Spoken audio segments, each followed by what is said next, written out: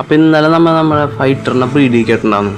ഇന്നൊക്കെ fighter ബ്രീഡായിട്ട് public നെസ്റ്റിൽ നിറച്ച് മുട്ടയൊക്കെ ഇട്ട് വെച്ചിട്ടുണ്ട്. അപ്പോൾ ഇനി എന്തായാലും ഫീമെയിലിനെ എടുത്ത് മാറ്റണം. നമ്മൾ ഫീമെയിലിനെ എടുത്ത് മാറ്റിയിട്ടുണ്ട്. ഇത് മെയിലാ. അപ്പോൾ ഇവൻ നോക്കിക്കോളൂ ഇങ്ങനെ കാര്യങ്ങൾ. അപ്പോൾ ഇതിന് മുമ്പ് നമ്മളൊരു ഫൈറ്ററിനെ ബ്രീഡ് ചെയ്തിട്ടുണ്ടായിരുന്നു. അത് ബ്രീഡായത് കുട്ടികൾ വിരിഞ്ഞിട്ടുണ്ട്. നിങ്ങൾക്ക് കാണാൻ പറ്റുമെന്ന് അറിയില്ല. ഇത് നിറച്ചും കുട്ടികളാണ്. ഈ ബക്കറ്റ് നമ്മൾ ചെറിയൊരു ബക്കറ്റിലാണ് ബ്രീഡ് ചെയ്തിട്ടത്. അപ്പോൾ ഈ ബക്കറ്റിൻ്റെ ചുറ്റും കുറേ കുട്ടികളുണ്ട്. എത്ര 500 1000 ഒന്നുമില്ല, ഞാൻ ചുമ്മാ പറഞ്ഞതാ.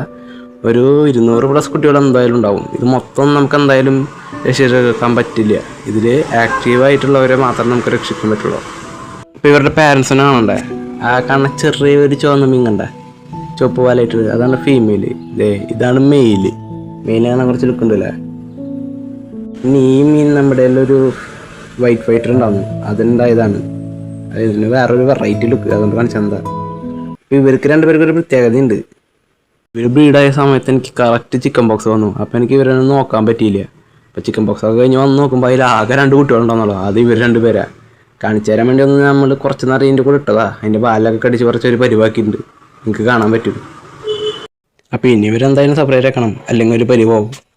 അപ്പം നമ്മുടെ പഴയൊരു ബാച്ചിലുണ്ടാകുന്ന ഫൈറ്ററാണ്.